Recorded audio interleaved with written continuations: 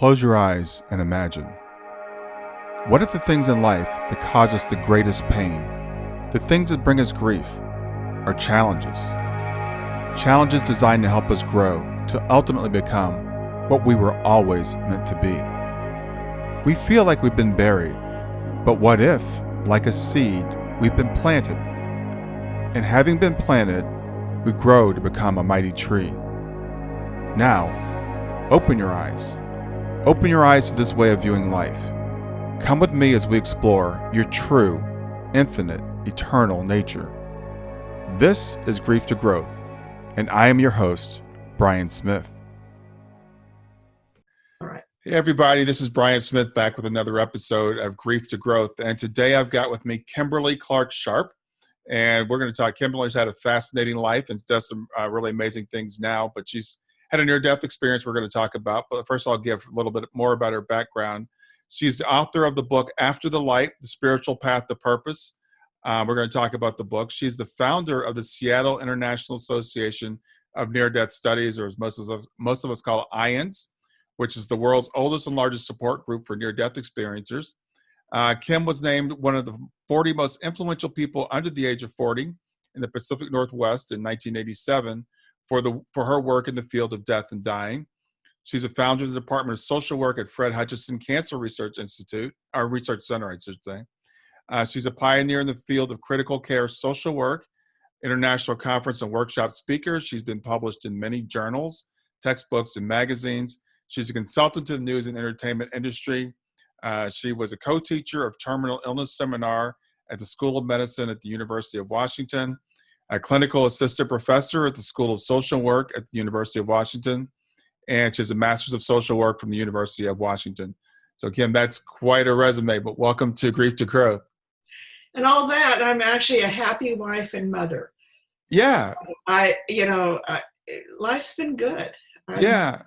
So you're obviously, I would say, somewhat of an expert in the field of death and dying. Did that start with your near-death experience? No. Oh, really? Okay. So tell me how it Not started. on my level of awareness. Yeah. No.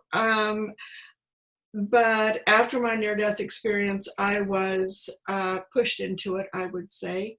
Okay. By, I say God, but I don't mean that in any religious or gender thing. I mean, I use a pronoun him or his, but that's just my cultural brought up. I mean, I'm a Lutheran, pretty mainstream Americana. So when I pray to God, and when I give thanks to God. And God made me do it. That's the bottom line. This is all, this is all God's plan. I'm just putting one foot in front of the other and going forward and getting my occasional atta-girls. And yeah. So what got you started in being interested in death and dying then, if it wasn't the near-death experience? Well, just for the sake of reference, maybe we should start with my near-death experience, which then we can launch from that. Yeah, start wherever you like. Sure. The interview, but no, start wherever you feel comfortable. Okay. So I was a college student.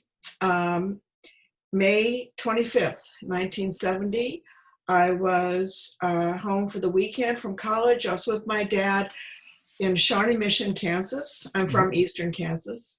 And we were at the Department of Motor Vehicles. It was about time for me to, get a car, get a license, yada, yada. I was in perfect health as a young person. And yet, I'm going to actually, Brian, tell you my dad's perspective because it's different from mine.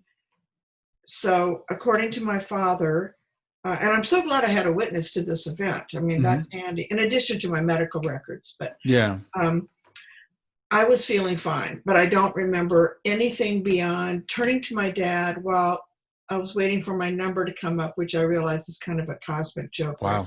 Yeah. A lot of jokes like that in my life now. But anyway, that is indeed, I was waiting for my number to come up. And I told my dad that I wanted to sit down because I felt funny. And he said there weren't any chairs. that's it for my memory on what I call topside, which is like the reality of consensual reality, if you will. So what he said is that I managed to sign all the papers appropriately, and we were leaving the building, and as we were exiting, my complexion was white on white, and must have been pretty pale because I'm Northern European descent. This is pretty white. So even whiter. And then I collapsed into and through his arms. Dead weight is heavier than living weight, so he could not hold me. Yeah. So out we were on the sidewalk, and there happened to be a uniformed nurse passing by who ran over and determined I wasn't breathing and didn't have a pulse. So the volunteer fire department from Shawnee Mission, Kansas was called, as well as an ambulance from St. Luke's Medical Center in Kansas City, Missouri, which was the closest trauma center. And that's what they were interested in providing for me, an actual trauma center. So the medics arrived first.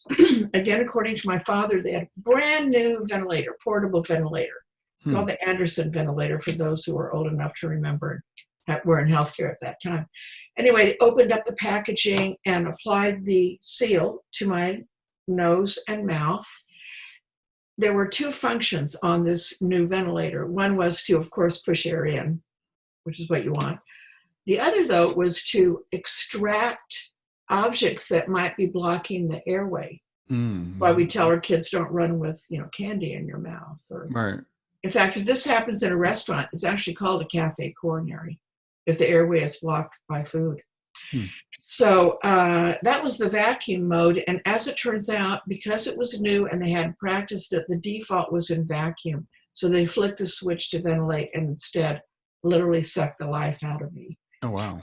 Yeah. So it was immediately apparent what had happened. They flicked the switch again, pumped the air in, but enough of my lungs had come in contact with themselves. Our lungs are sticky suckers. And it's like a lung collapse. Under these circumstances, it takes ICU ventilation and time and steady pressure to safely open them up. Well, that part of my lungs, which had already come in contact, because of that vacuum, it just sucked everything out of my lungs.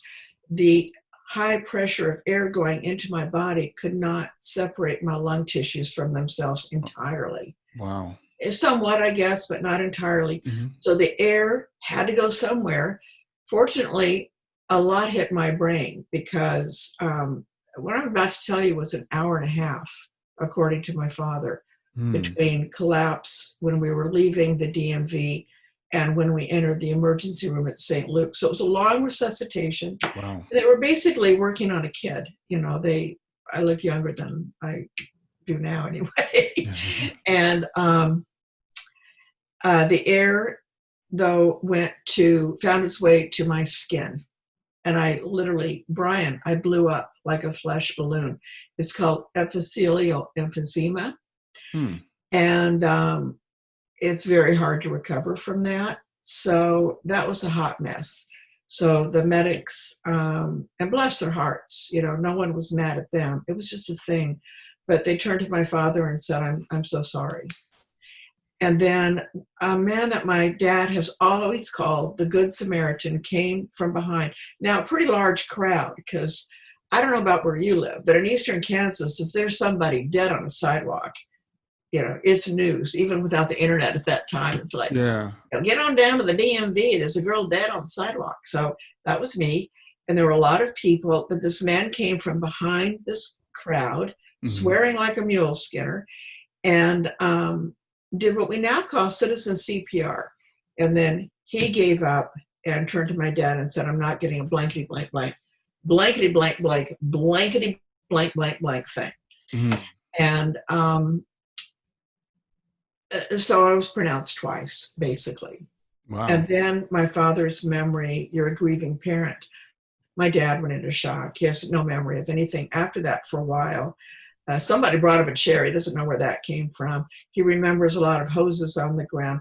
But then the ambulance had arrived. My body was in the back of the ambulance and I was breathing on my own, although I was still unconscious. Hmm. So my dad jumped in the back of the vehicle. Off we went to St. Luke's.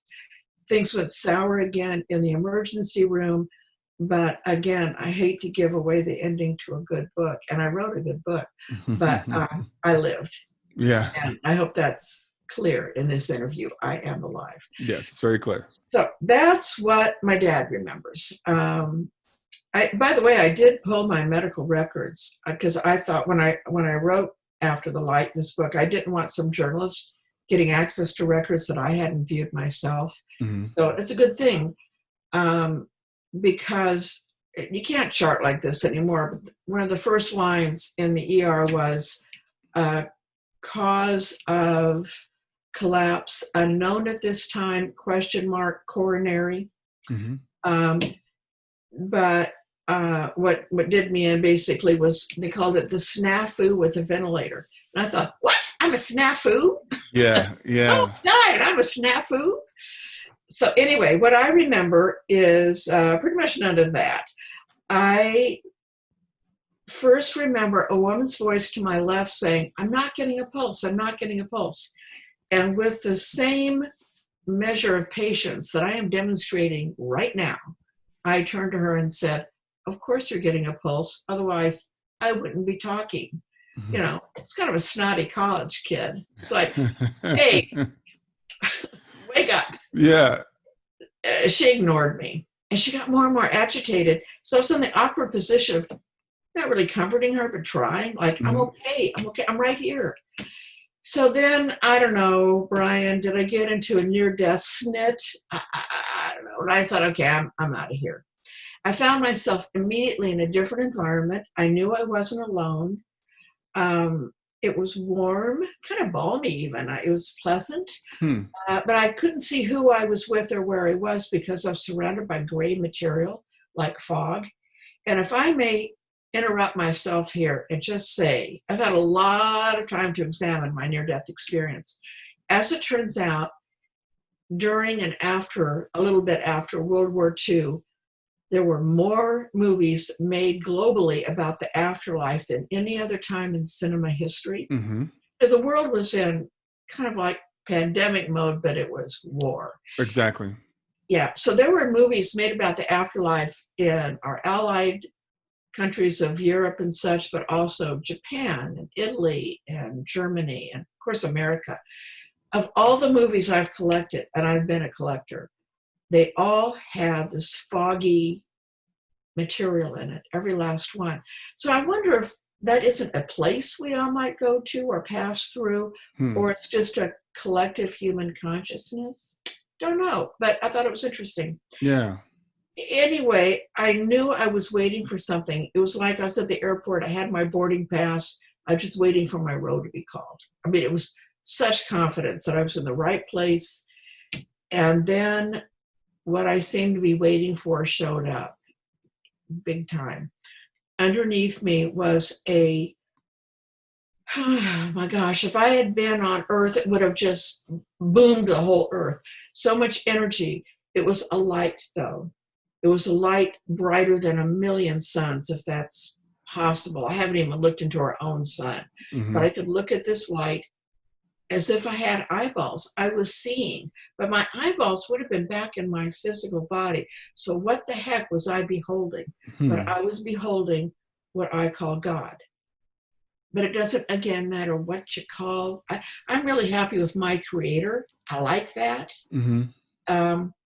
This light came up. It blasted all the foggy material away. And it just, I have a hard time describing the light. I mean, all these years later, I get touched because of the love. It was so much love. And it was directed at me personally. And but yet I also knew it was just for everybody and everything. We are created and loved by God, and it moves me obviously to this day. It humbles me too. I had done nothing in my life that I thought deserved this, but there it was, and it spread out in all directions, and it was as if I could simultaneously see in all directions, and it was linear. It went on and on and on. And I had the presence of mind to go, my gosh, I'm beholding eternity. It was eternity. but at the same time, in a way I can't describe. Sorry, I get all verklempt, but Yeah, I understand. I'm sincere anyway. But it was also endlessly layering on itself. And I just kind of downloaded information. I don't know, download is a good word, but it wasn't available to me at that time. Right. But it was like I was also not only beholding time eternally, but dimensions. And it too was endless, which opens up all kinds of questions about everything. Like, we live in a three-dimensional world. Right. I think science, theoretical science, string theory and stuff has gone up to maybe 7. I saw a lot more than that. And then I got to ask questions that seemed profound. And it was really odd because, well, I asked questions that anyone would ask, like, well, why are we born? Things I had never thought of in my age at that time. And I was told that we wanted to, we wanted to be born. We wanted this earthly life and all that it would bring. It was a decision made with our Creator. And I asked about pain and suffering. And it was, basically how we find our spiritual center again. If everything were cushy, why be born? Life on earth is not the place for cushy experiences. They can be included, but it's not exclusive. It's, back to no atheists in the foxholes kind of thing. But yeah, right. We're put into the grinder. But the answers I got back, I wasn't learning a thing. I was remembering. And if I had had a head, I would have thunked it. Oh, yeah. Oh, yeah. Oh, yeah. Went on like that. And then I was told what no one in that position, in the presence of God and love, would want to hear, but I had to go back. So I said no. Again, anyone would. And it was yes, no. It was like this volley. So I'm here to tell you, you can argue with God, but in God's realm, God will win. Okay. Here we have free will. Elsewhere, not so much. So I was sent back, and then, by golly, I had not passed my driver's test because I couldn't parallel park within 3 feet of the curb. Right. Still can't to this day. I want one of those self-parking parallel. Anyway, don't have one. Yeah. So couldn't get within 3 feet of the curb. I've just had the most profound experience possible, in my opinion. Sent back, and I missed my body by 3 feet. Oh. My physical body. And I turned and I made a joke. It was like, I can't even park myself. So I'm sorry to interrupt, but at this point, are you still on the sidewalk or you're at the hospital at this point? No, I was still on the sidewalk. Okay. Yeah, thank you. Good question. And please help me focus, because I get lost in my experience. I can dip back in and be there in a heartbeat, and I'm there. So Thank you for that. Yeah, still on the sidewalk. Didn't look like the person I remember, but I identified the body as my body, but not as myself, which is key to this very moment in time. Yeah. But is the Kim that is Kim was not in that body. What I self-identified was not in that body. And again, I had eyeballs. So what the heck was I watching with? Makes no sense on a physical plane. But there it was. And then I thought, well, now what? It wasn't scary or anything. It was just like, now what? And then I saw a man that I didn't recognize bend over and touch my mouth with his mouth. That was the Good Samaritan. Didn't hear the swearing, but as soon as his mouth touched mine, I went over to above my body and then dropped through that man's body into my own body. Wow. And as I went through him, I knew everything he was feeling and realized that what he was primarily feeling was compassion. And compassion is a very strong form of love. Here I'd just been with the greatest love of all. So it was like a lighthouse. It was my beacon. I was following, instead of following the money, I was following the love. And then I was back in my body and it stunk. It was horrible. I was conscious, but not conscious. I was conscious of being in my body. And I felt like I was running around this cold, dark prison. Brian, it was really horrible. It was extremely unpleasant. By the way, back to my admitting medical records, my body temperature when I got to the emergency room was 86. Oh, wow. So that's a pleasant pool temperature in the summer, but yeah, that's extremely low. Yeah. So I was no wonder I was cold and running around in the dark. So I called out for God again. I'm such a whiner. So I was whining for God, please take me, please, please. I hate your peace. So God showed up again. How kind. And said, all right, already, and then opened a portal or a window-like thing to my right. And there was my heaven. And it was so beautiful. It was like a meadow. It was endless vista of grass that was, blowing in kind of a breeze. Again, the balminess. Off in the distance was kind of a low fence and then some low trees. And frankly, it looked like Kentucky. You would know what Kentucky looks like because I lived there for 10 years. Well, then you know. Yeah. Kentucky is my heaven. Skeptics say, oh, near-death experiencers get what they expect. I have yet to visit the great state of Kentucky. Oh, really? I've never been there. You got to go. I've been there before. You would think that it would have been on my path. Cincinnati Airport, as close as I've ever been. Yeah. So, and watching the Kentucky Derby on TV. But I've seen, of course, many images of Kentucky. And I go, that's my heaven. Kentucky's my heaven. So the thing about this grass stuff, though, is that I was aware of the consciousness, if you will, of every single blade of grass. Every blade of grass was alive, electrically alive. And the colors were not earthly.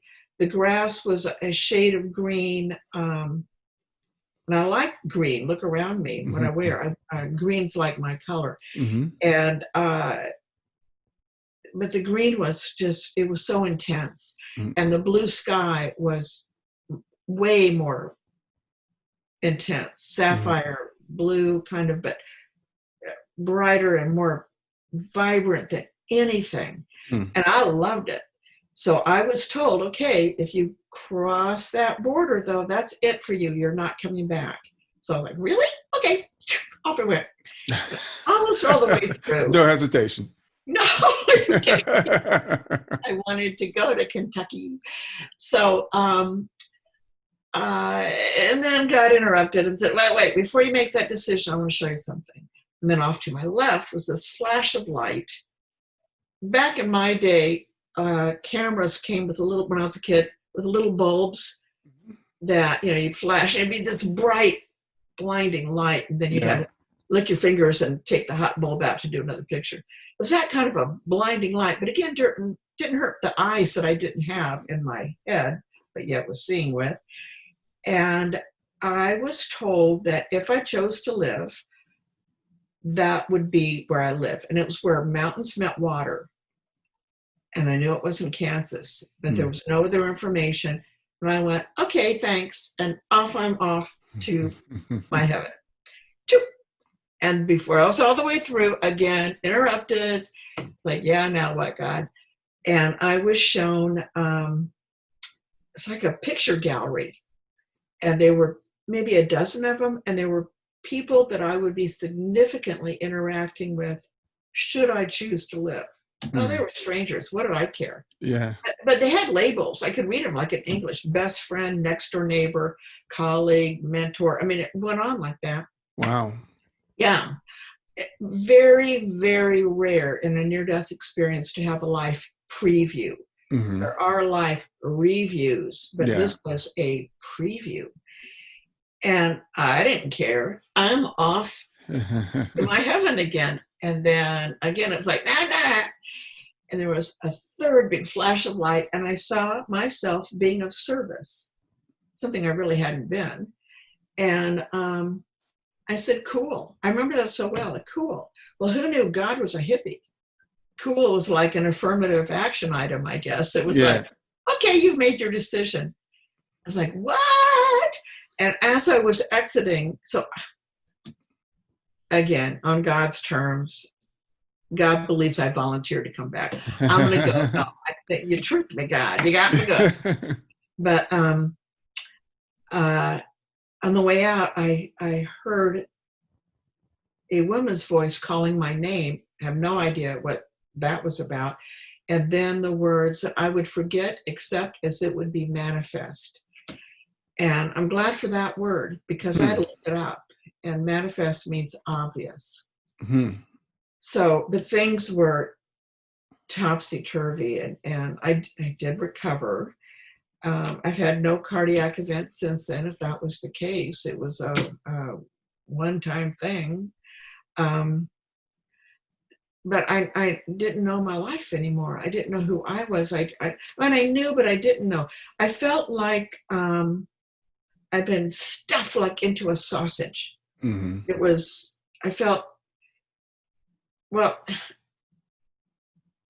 like in the movie Aladdin. You've had a child, kids watch movies they like over and over and over and over again. Yeah. My little girl, when she was little, loved Aladdin. And in the movie Aladdin, the Disney movie, Robin Williams, he's asked, what is it like to be a genie? And the genie says, all the powers of the universe. Itty bitty living space. Yeah. That's what it's like to be, for me, to be back. To come back, yeah. Itty bitty living space. But I feel like our spirits are ginormous. We're just squashed into the body. So off I went, and I didn't know where went was. I had a hamster named Toto. Oh, here comes my favorite metaphor. I had a hamster named Toto. Put Toto in a bird cage in the front seat of a Volkswagen Squareback that I bought. And off I went. I left Kansas. I got to I-70, which at the time was a tollway, east-west coast. I thought, well, the mountains, if mountains meet water, it must be to the left. And I began to get scared, and I cried. And Oprah Winfrey has what she calls the ugly cry. It's where your canines shut, there's mucus, your mouth's in odd shapes, and it's wailing. And I began to wail. And I said, I don't want change. I hate change. I don't want to change. Went on and on. And then as I approached the toll area, there's a big sign that said, change needed. Oh, wow. Okay. So that's the ride we're going to be on. Yeah. And indeed it was. And then because of all the mucus, the other thing is that I guess my mom put a box of tissues in the car, but I needed to blow my nose. And I looked down and there was a white tissue box that said Kimberly Clark, which was my name, like Kimberly Clark Paper Company. Although I'm not that Kimberly Clark. So it's like, oh, good one. So I've had that relationship with God ever since. We just play. So fast forwarding through lots of amazing spiritual experiences that got me finally to Seattle, including actually living on Haight Street in San Francisco during the time of hippies. And it was startling to me that I actually was living on a street named Haight when I had so much love. Yeah. So much So love. I have to ask you, so you said you were in college at the time you had the cardiac arrest, if that's what it was. Did you just quit school and just get in your van and start driving? No. I finished school and bought a car and then headed out. Yeah. So time passed. But the hippie culture was perfect for me because it was all about peace and love at that time, again, 1970. So that was great.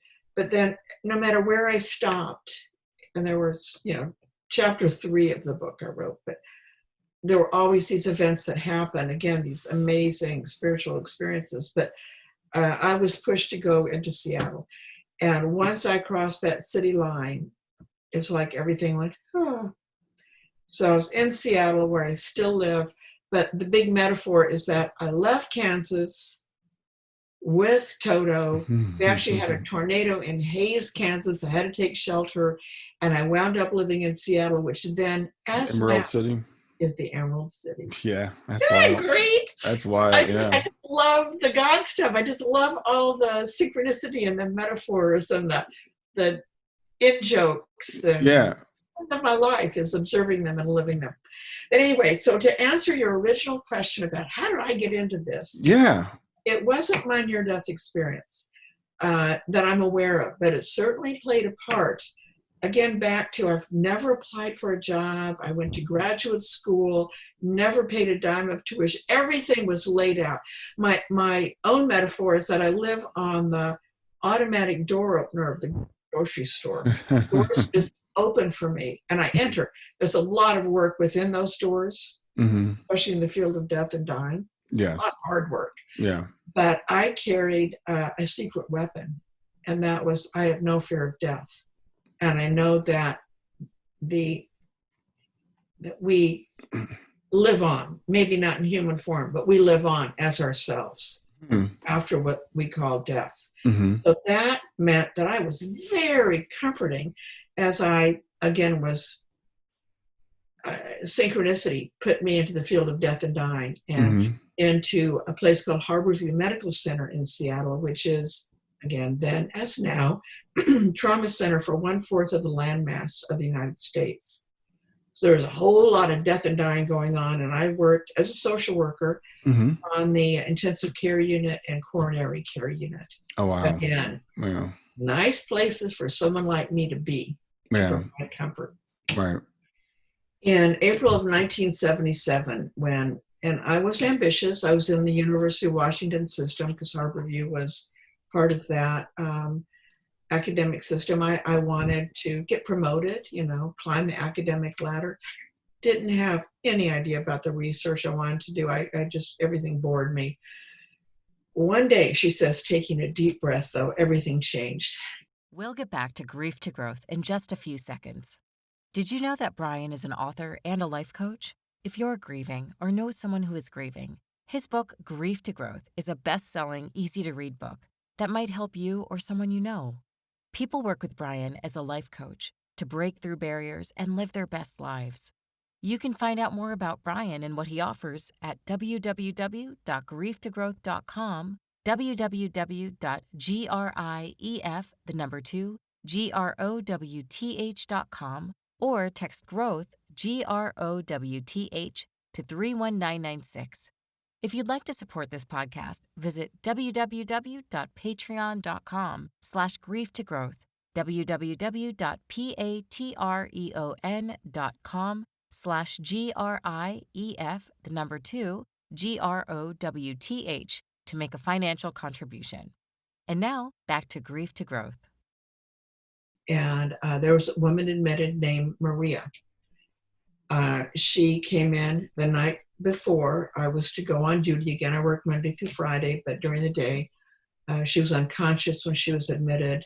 She was a direct admit to the coronary care unit. The next day when I got there, she was alert, but I needed a translator. I took some Spanish, 3 years of Spanish in high school, not enough to do a good workup. And so we needed a translator. We needed some money. We needed to find her family. She was actually a migrant worker from the Yakima Valley area, about 100 miles east of Seattle, big agricultural area. And anyway, so, I threw a translator. I worked her up and went on my merry way. And I am so sorry about the phone ringing in the background. It's all right. It happens. I really apologize. The thing is, I took the phone and I turned it off. But what's happening is that the bass is ringing. That happens to me too. I have one in my office. I have to unplug the bass from it. I've even turned off my cell phone. I can't believe.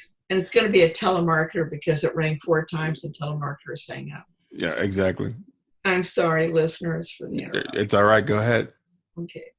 So you were with Maria. Yeah. So 3 days after she was admitted, I was doing some charting up at the coronary care unit, and one of the monitors indicated flatline situation.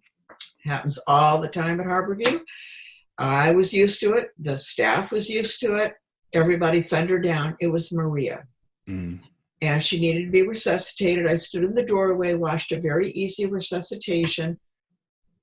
She was stabilized. She was still unconscious, but I went about my day. Just before quitting time, I got paged by her nurse saying that Maria was awake and alert, but very agitated. They couldn't find the translator. Could I come up? They didn't want her flipping back into cardiac arrest. Mm-hmm. So I did. I couldn't find a translator. So what I'm about to tell you is a goofier interview than was actually accomplished. But first she told me, and now we're talking like pigeon traveler language, that she was out of her body, and she showed me the corner that she was in and looked down, and she could see everyone there and the machinery they were using. And one little clue was that she described all the paper on the floor. And indeed, my skeptical response, because I was skeptical, because I didn't know what had happened to me. Everything was still mixed up and jumbled. So I had decided, now that I was a social worker and a licensed clinician, that I was crazy. This was like a highly functioning form of schizophrenia. And that was my little dirty secret. In fact, once I went through the emergency room at Harborview, because I had to do that to get to my job, and there was a woman that looked a lot like me that was sitting on a gurney in 2-point restraints, which is the wrists. She looked miserable, and I just said, she was so young. And I said, what's the deal with her, to one of the residents? And he said, oh, we're taking her up to lock-in psych. She feels like she's been going in and out of her body. And I just went, yeah. So zip it, Kim. So from that point on, I didn't even try to speak about it. So now I'm hearing a woman that I've already certified as sane telling me she was out of her body. And this paper on the floor stuff was not part of her education. Actually, back then, cardiac information came out of big, wide mouth machines, spilled out, got kicked under the bed. And then upon recovery or death, torn off, studied by the cardiology team. And wouldn't have known that. Then she said, like that, snap of the fingers, she found herself outside of the entrance to the emergency room. And again, I thought, nah, her room is above the entrance to the emergency room. And I knew she hadn't gotten out of bed, but maybe someone pushed her bed over by the window, ignoring the fact there's a roof over every emergency room entrance because of weather. Right, yeah. So she couldn't see the entrance, so she couldn't be describing the one-way driveway, the automatic doors, But again, I'm going, nah. Because now, it was getting a little for me. Then she said she spotted a tennis shoe while she was out and about, outside on a ledge. She didn't know where. She thought she was 3 or 4 stories above the ground, didn't know in what direction. Harborview is a mammoth building. And so she wanted someone to find the shoe, and that's why she was agitated. She knew the shoe was out there. It wasn't like it was a bad thing. She just wanted someone to bring her the shoe. So I set out to look for it. I failed miserably going around the building. And so I went in the building, started out, the luck of the Kim, on the wrong side of the building. So what I'm describing took some time. But I got to the west side of the building, went into a patient's room because the window was blocked by a cart. And so in those situations, I actually had to go into someone's hospital room going, I'm sorry. They were all my own patients, though. And got to this one window and looked down. She had described a dark blue large shoe with a little toe scuffed out and a white lace under the heel.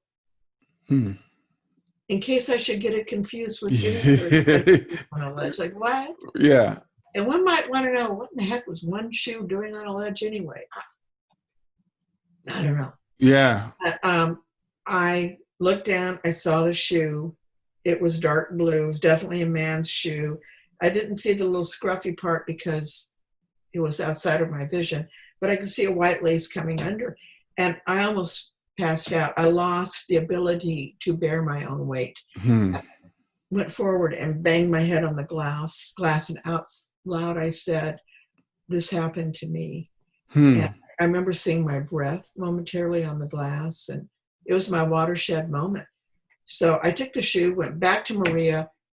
I'm mean. I hid it behind my back and said, "Can you tell me about the inside of the shoe?" She said, "No, I never saw that."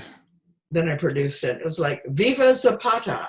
Yeah, really. It was the shoe. Mhm. And back then, it's going to be hard for listeners to understand. I really am telling the truth about this. But back then, patients actually stayed in the hospital until they were well enough to go home. Yeah.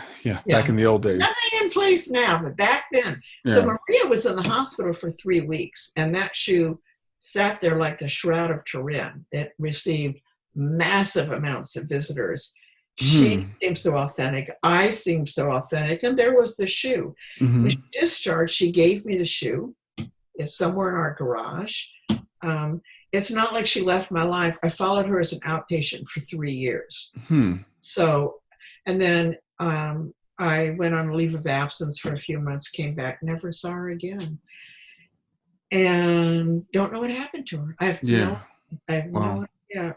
So that's the shoe heard around the world now. It's officially an urban legend. It's been described as being black, as blue, as red, a doctor, a male nurse, a female nurse. Yeah, I've heard it as a red shoe. Yeah. Dark blue shoe. It was me who found it. Yeah. At Harborview Medical Center on a ledge, not on a roof. Yeah. So Kenneth Ring did hear from, I think it was an RN in Connecticut who saw a red shoe on a roof, but that person was never found. The shoe was never found. Okay. So it gets confused with my own story. But as long as I live, here's the horse's mouth. It was the shoe I found. Yeah. And still have. Wow. So, yeah. So big wow. And many skeptics have tried to pierce that story. None have been successful. There's, but it's helped me collect skeptical responses. Yeah. And then I can pierce those balloons easy squeezy. But it did give me my research launch. And so I began to I already interviewed everybody who was admitted. But I began to add, for those people admitted in cardiac arrest, the questions, what do you remember when you were dead? Well, basically, it was that one question that was couched in 3 questions. And right. I got nothing for 2 months. And then in June of that year, a 16-year-old was admitted to the intensive care unit. And that's unusual. Usually kids went to Children's Hospital. But anyway, and I asked her, because she had been resuscitated, what do you remember about being dead? And by then I was getting nothing. And she bounced right back, unlike Maria, who stumbled for hours trying to find words, of course, Spanish words. Yeah. This gal said, "Oh, I was with my oompa." And I was like, "What?" And I didn't know what an oompa was. Well, it turns out oompa was what she called her grandfather before he died. And she just couldn't say grandpa. She was so young. And he held her and rocked her and comforted her and then sent her back. Wow. This was a suicide attempt. She had taken an overdose of prescription medications, barbiturates to be exact. And so he scolded her, but it wasn't like a hellbound thing. He just said, "No, you got to get back in the game, kiddo." Yeah. And so she survived. She's also someone I followed for a long time. She had mental health issues. She was inpatient for a while, outpatient for a while. We still kept in touch. And when she was fully recovered, the two of us would go to high school assemblies in our county, King County in Seattle. And she would talk to kids as a kid about, don't you even think about trying to hurt yourself. Don't do it. And she was such a reliable source of information. It was fantastic. She just finally aged out of it. So there you go. And then in 1982, I started the Seattle International Association for Near-Death Studies, which was the first group of its kind, support group. But the International Associations of Near-Death Studies, or IANDS for abbreviation, .org, is just the best. It's still the only organization exclusively addressing near-death experiences. And I love the organization. I help to represent the organization. And because of that, I have met now countless people. So and then I went into, cancer care. And then I did a year's study at Children's Hospital, exclusively interviewing kids who had survived cardiac arrest. And those were through drawings, and on and on and on. Yeah. And there you go. Ta-da! Yeah. So before we started, you told me that you were you had experience with a teenager that had a heart-related near-death experience. Yes. So in Seattle IANDS, one day came, at the time he was 19. His experience happened at 14 or 15. Took him that long to find us. He was a cardiac cripple. He had never run, skipped, jumped, or played ever in his life. He spent most of his life in bed with, breathing problems because of just, low cardiac input. And was very, very, very, very sick kid. Used to going in and out of our children's hospital, and was, he had brothers and sisters, but everything was centered around him because of his healthcare needs. So one night, he knew the drill, but one night he had crushing chest pain, and he reached out for help. He couldn't draw a big enough breath, and he knocked over his bedside lamp, crashed to the floor, hoping it would attract attention. It didn't. So he got up out of bed and walked to his sister's bedroom, which was the closest bedroom, and went in to awaken her and reached down to shake her awake, but his hand went through her and through the mattress. It's like, uh-oh, he was out of body. In his case, whereas Maria felt like she was just pure mind, and wherever she wanted to go, it was again like that. I want to go over there, and she was immediately there. It was all like mental, if you will. This guy felt completely physical, but was invisible. Yeah. Felt like, and he couldn't be heard, but he just was screaming anyway to his sister, and somehow that she roused, and he somehow was able to reach her telepathically, if you will. And so she got up and went into his room, and he wasn't responsive, called his parents. In the meantime, they come running. He's still walking around. He is completely with his family, fully present. Again, the him that was him wasn't in that body. Right. And he was trying to comfort his family. They're waiting for Medic 1 to come. And he said, I'm here. I'm great. I'm fine. This is all good. So, and then he was out of body in the ambulance, so off we go. I have two stories about that. Two people I've interviewed who have ambulance memories, out of body. One of the guys rode on top of the ambulance for dear life. But anyway, he was there, with the medics working on him and going, well, this is interesting.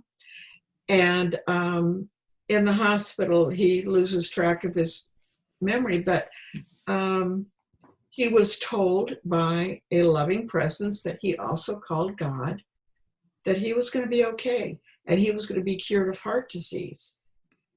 Medically, that doesn't make sense. Not the only kid who I've interviewed who's had this experience, a deadly disease, and upon recovery and a near-death experience were completely healed.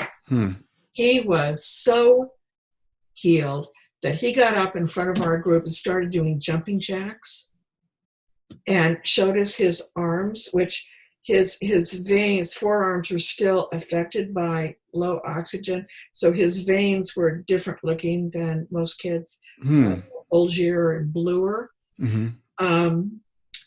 And because he was with God, he decided to turn his life over to God. He became a Christian. His family rejected him entirely because they were not having any of that. Mhm. And he couldn't shut up about Jesus and about God and about love. And he wanted everybody to know how we're all loved, and the Bible is the truth, and all that. That's That became interesting. his mission. Yeah. So his we were in touch for a long time. We're out of touch now, but he got older. He decided to move to Anchorage and open a mission for people to preach the word of Jesus. And he had a brother that said, no, I'm with you. I believe you. We're going together. They both went. The brother actually wound up taking over the successful mission. This is a street ministry. While our hero then applied for the Anchorage Fire Department. You don't get into any fire department with cardiac disease. He was that physically fit by then, had a career in the fire department, then decided to go to nursing school and became a nurse. Wow. And over time, we just lost track. But Wow. that was his story. And I wanted to share that because it's interesting. It is. It's really interesting. You know, my daughter passed from cardiac disease, and we found her, the next morning. And I wonder, sometimes, was she in the room, when we found her? And I think she probably was. I'd put some money on it if I had some money. Yeah. To be honest, based on that, not only the story I told you, but countless, people say, I've interviewed thousands of people. Someone did do a head count in 1994, and it was like a lot then, but it's even more now. So I have lots and lots of stories that would give you pause and reflection. And I'm going to say, yeah, she was right with you. I mean, I wasn't there, but again, based on, so many near-death experience stories that I've heard. And by the way, I don't hear near-death experience stories. I am with that person. I only count them if I can touch them, if I can hold their hand, if I can hug them. Sometimes it's been over the phone. Sometimes it's been, no, it's never been over the internet. It's either been on the phone, but overwhelmingly in person, where I can look them in the eye. Yeah. And that's a special relationship. So when I say a lot of people, I mean not anyone else's cases, not any, I hear tell. Yeah. First-hand accounts. Yeah. First-hand accounts. So I would like for you, if you would care to believe that she was with you out of love. Yeah. Love is the strongest tie that there is in the whole universe. And so she would be very attached and would love you to this day. Yeah, well, I doesn't go away. Yeah, I do believe that, and I think I was saying earlier, I hear from her all the time. Usually it's through someone else, but I hear and she sends me signs, and I mean just amazing, overwhelming, crazy signs. I get that. I get those from deceased loved ones too. Yeah. So how does a near-death experience, how does that affect the process of grief if we're going through grief? Well, good question. So I'm going to answer it two-pronged. One is that it doesn't, in one sense, because if we love somebody and we lose them to death, we're going to miss them. Elizabeth Kubler-Ross, actually I'm name dropping. Do you know who she is? I do, yes. Yeah. She was a friend. We worked together. She loved me and blessed me tremendously with her work. And she came out with these 5 stages of loss, which she wished, by the way, she hadn't done because it wasn't a recipe. It was like stages. And then also there was a stage that she would have added.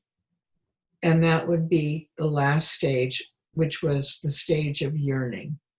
And that never goes away. As long as we love someone, we yearn to hear from them.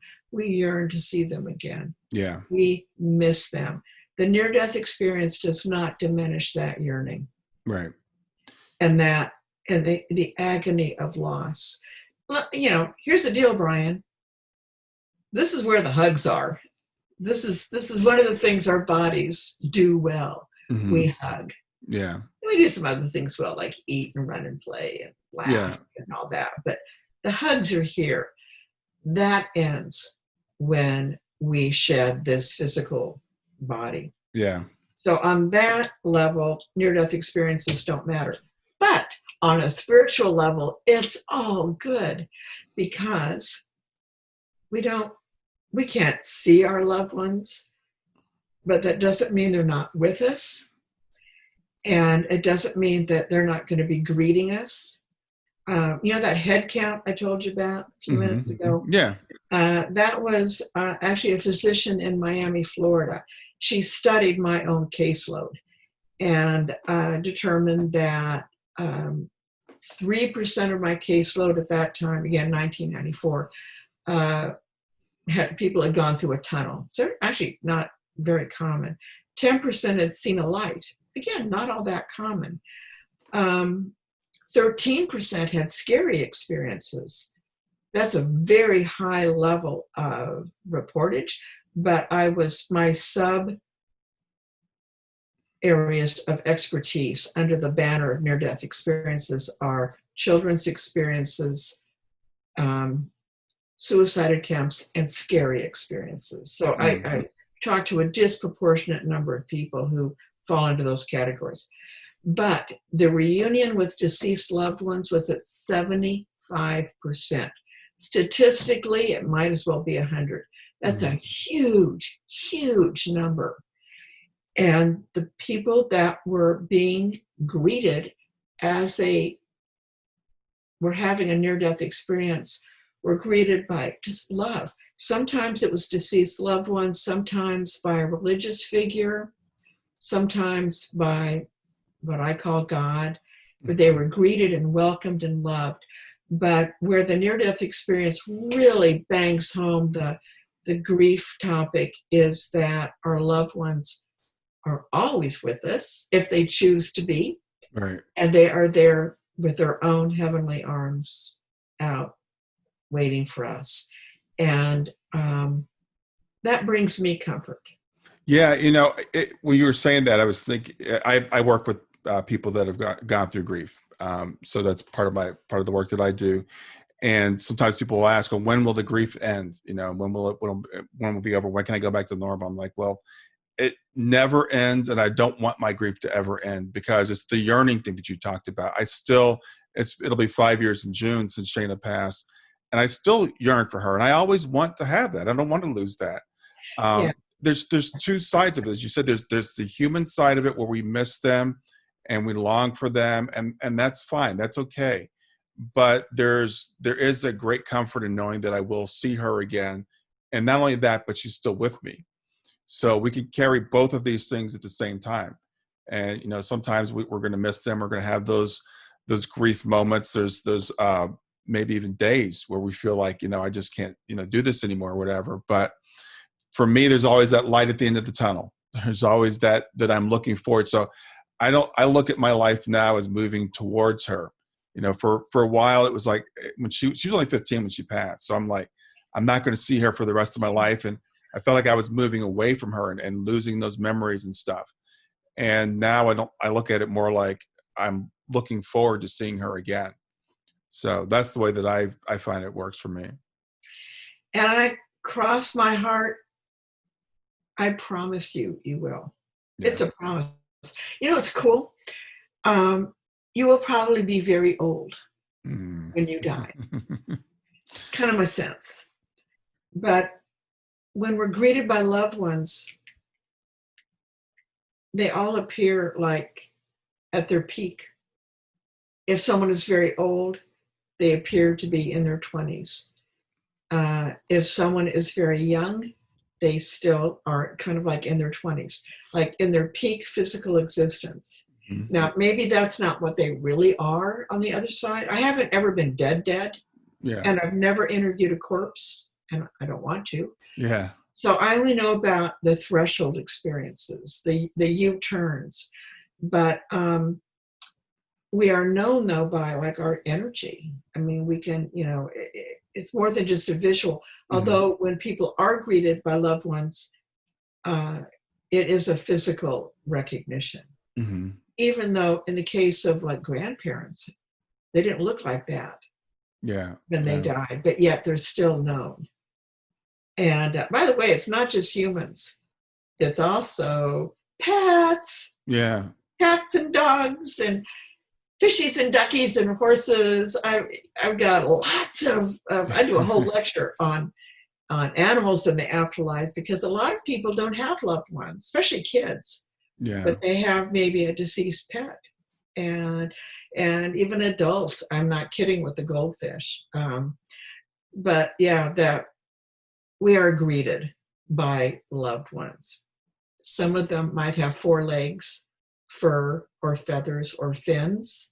Yeah. They're loved ones nonetheless. Well, and some of those loved ones, the pets are, I mean, they are as close to us as humans are. And people that don't have pets, can't understand that. But, for some of us, those pets are closer than any human bond we've ever had, because it's unconditional love. Exactly. And again, Brian, it's all about love. It just all boils down to that. We were made with love. Why some people suffer on this earth, again, I have to just turn it over to God. I don't get it, even though I was told why some people are cruel. Social workers, so don't get me started on that. I have very strong opinions, but Sure. And I'm a marcher and I'm a protester. I do what I can to right the wrongs. I don't understand hatred. I don't understand dictatorships and the Holocaust and the whole, cruelty that we can do to each other. I just don't get it.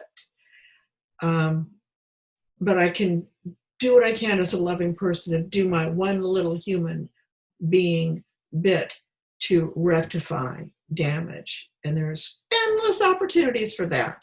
Yeah. So that's part of my being of service. I was sent back to serve. So there you go.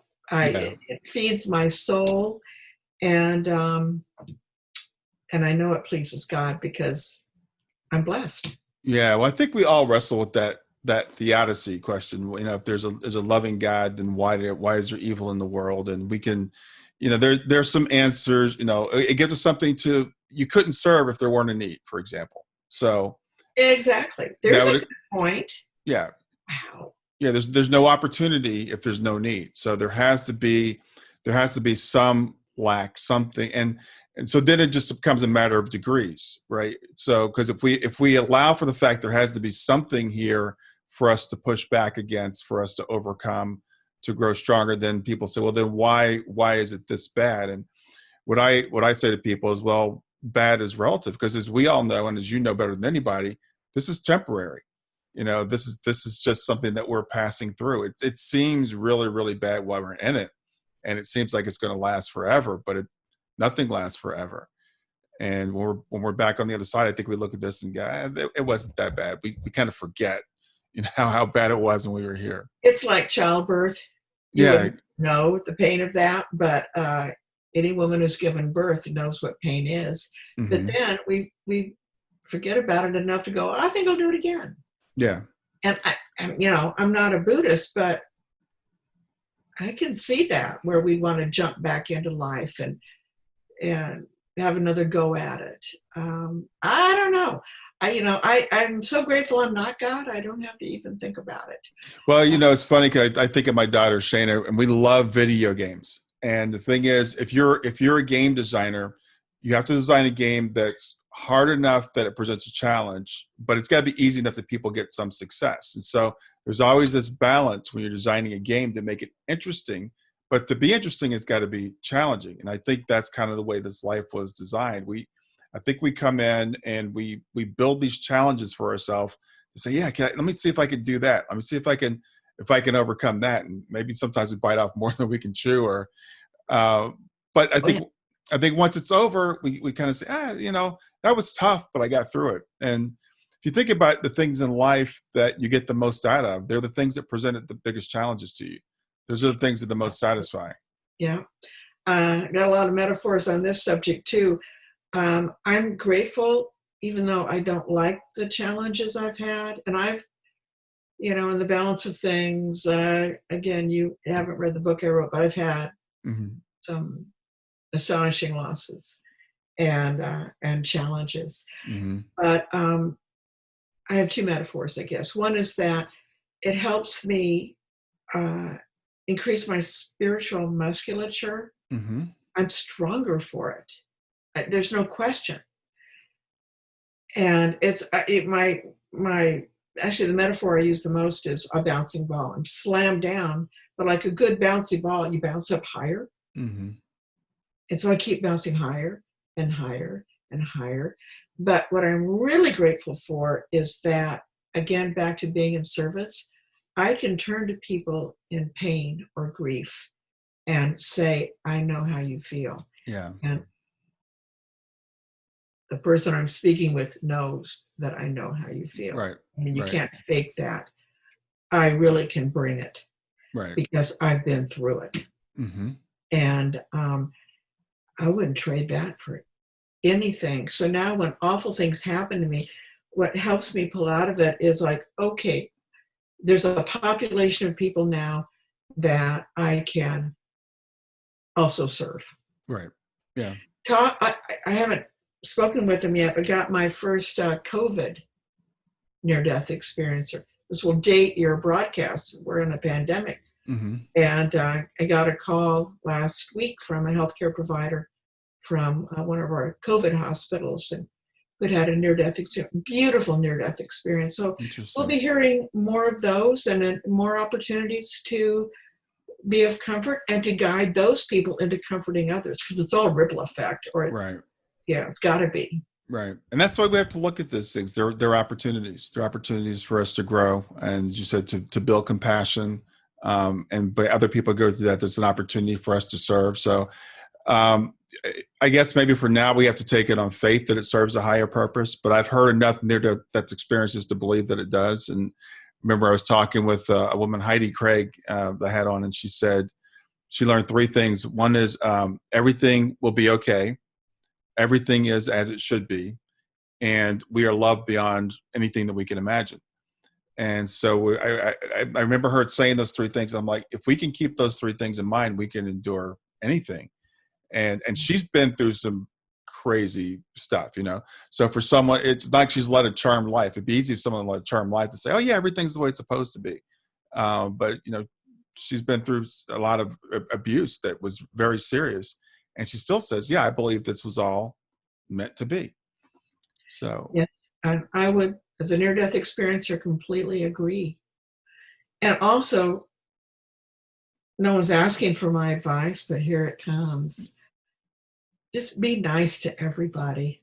Just be nice. Nothing else. There's the life review waiting. Yeah. I plan to have a doozy, Maybe that erases everything because I'm doing it so I'll have a good life review. I don't know. But we are held accountable eventually. And I want, when I do die, God to go, well done. Yeah. But as a life review, is God judging you in the life review, or is it you judging yourself? Oh, okay. Well, now here we go for another hour.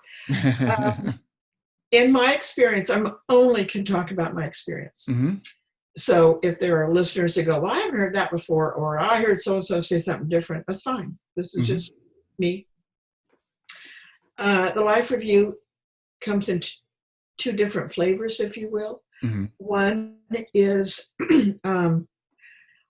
where we are shown our crops, so to speak. The Bible says by their fruits they shall be known. We're shown our fruits. Some of them are awful. Some of them are wonderful. But we're shown our choices.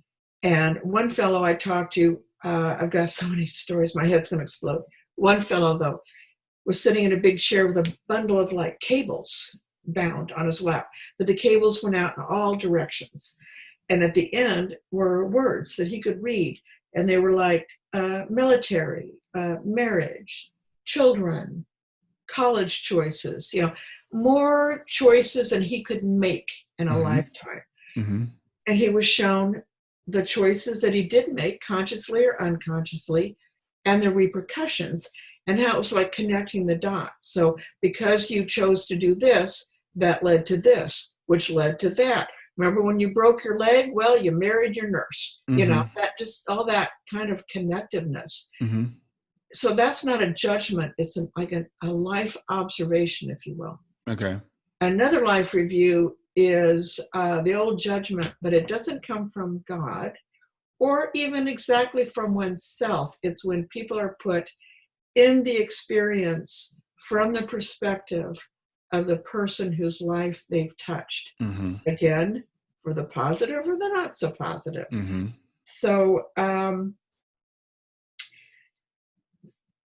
going to use a name. Tom Sawyer, easy to remember. Now deceased, but Tom Sawyer was quite the guy and a good friend. And he had a near-death experience that was very prolonged, very interesting, amazing, in fact. But he was a hot-tempered guy who expressed that temper physically and emotionally to his family, his two sons and his wife. He was brutal, I would say. Got crushed working on his car in the driveway. Jack broke, crushed his sternum. Lots of things happened. So this mean abuser, he would not mind if I said that about him, because that left him. But he, in his life review, was in the position of his wife, of his children, as they were being abused, down to itty-bitty little details that he really doesn't even remember. He found himself in an idling car, and he looked in the side view mirror and saw Tom Sawyer approaching the car, very angry looking. Well, in his life, he was a rage driver too, road rage, we call it now. Mm-hmm. He didn't like the driving of the car in front of him. When they came to a light, Tom got out of his car, he marched over there and grabbed the guy like this. Wow. And punched him in a roundhouse, assaulted him. Wow. Okay. Now Tom is having a life review, and he sees himself coming towards now the perspective of the man, and he felt the blow, the fear, the confusion, the pain of it all. Mm-hmm. So that isn't judgment from God. That's right. Judgment from the perspective of lives we have touched. It also goes in the other direction, whether we know it or not. One woman, oh my gosh, she had a life review where she had no idea this had even happened. She was driving, it was a dark and stormy night, and she has no memory of this, but she found herself in the perspective of a woman driving behind her car. She recognized her own car. Mm-hmm. This woman was lost, so was using the taillights of this near-death experiencer to not get way off the road, get up to northbound Interstate 5, which is where she wanted to go. The near-death experiencer had no knowledge of this, but she got the credit for it. She got to feel this woman's relief and happiness at being found, if you will, after being lost in dark and nasty weather. Mm-hmm. So that's one of me. I mean, I have so many life review stories. It's ridiculous. It gets back to be nice to everybody. Yeah.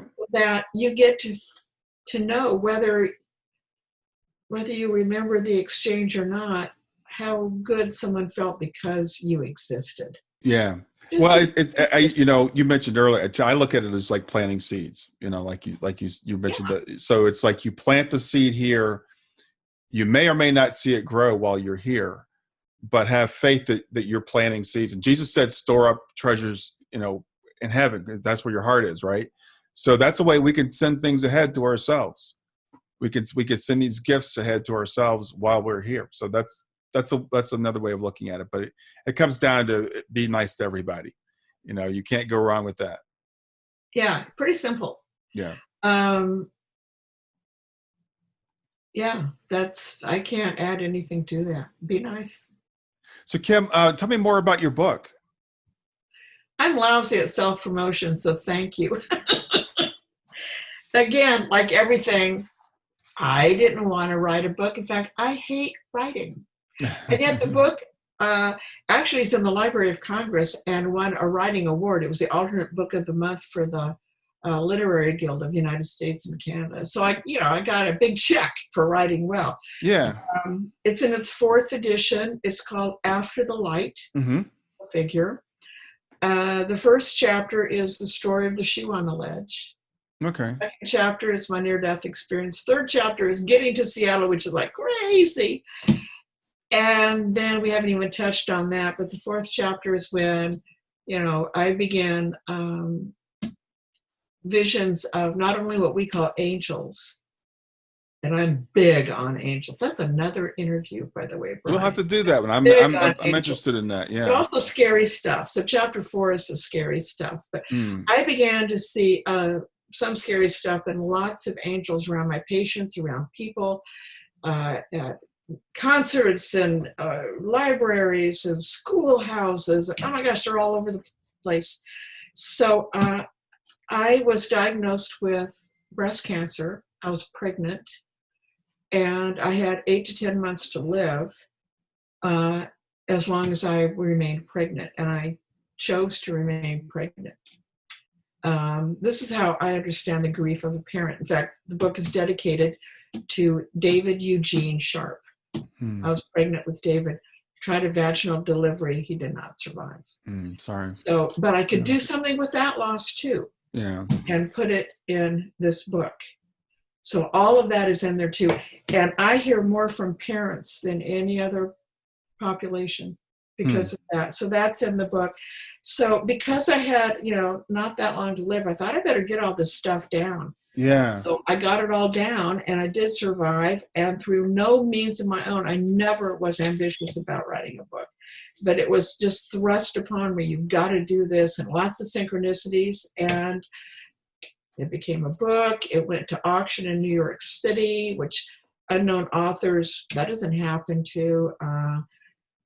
I got well paid, and it allows me to not be present, but to still serve and bring comfort to people. Mm-hmm. So, and I've never chased the money, which drives my husband nuts because he'd like for me to do a little money chasing, but he's a good provider, loves me. Yeah. I annoy him frequently because I'm just not in it for the money. So that's part of my false modesty, I guess. I'm proud of the book. I want people to read the book, but I'm not selling it. It has to be purchased. Because you got to go on Amazon or to Barnes and Noble to get it, but it's in the right place, and I know it. Yeah, it sounds like a fascinating book. So let's make sure that everybody knows what it is. It's After the Light: The Spiritual Path to Purpose by Kimberly Clark-Sharp, and you said it's available on Amazon, Barnes and Noble, I guess anywhere fine books are sold. Yeah, it sounds fascinating. Yeah, you'll have to come back. We'll have to talk about angels. We'll talk about scary stuff too, I guess. I like to stick more to the light stuff, but we'll talk about what the scary stuff is. But the scary stuff leads to the light stuff. Yeah. 100% of the time. It's back to the white knuckle ride of being alive. Yeah. And I guess it all depends on how you look at it. Yeah. I look at it fearlessly. Yeah. Well, Kim, it's been fascinating talking to you. I really appreciate you doing the interview. And bless you. I mean that with my whole heart. Bless you. Bless the work that you're doing, Brian. God is pleased with you as well as me. Yeah, you're a good job. Well, thanks. I appreciate that very much. I love bringing these stories to the listeners to hopefully inspire. You mentioned Kenneth Ring, and I know he did a lot of work that people who study near-death experiences can get some of the same benefits that near-death experiencers have without going through the trauma. So that's why I love having people want to have near-death experiences. And as you tell you, Ken Ring was in that gallery that I saw. Oh, really? Wow. Yeah. Wow. So we were bound to be friends. And yeah, absolutely. Yeah. Well, we'll definitely have to do this again. I'd love it. All right. Well, you have a great afternoon. Like you. So, you as well, Brian. Thank you so much for having me on the show. I'm honored. All right. Thank you. Goodbye. That's it for another episode of Grief to Growth. I sure hope you got something out of it. Please stay in contact with me by reaching out at www.grieftogrowth.com. That's growth2growth.com. Or you can text the word growth to 31996. That's simply text growth, GROWTH, to 31996. Since you're watching this on YouTube, please make sure you're subscribed. So hit the subscribe button and then hit the little bell here, and it'll notify you when I have new content. Always, please share the information if you enjoy it. That helps me to get more views and to get the message out to more people. Thanks a lot and have a wonderful day.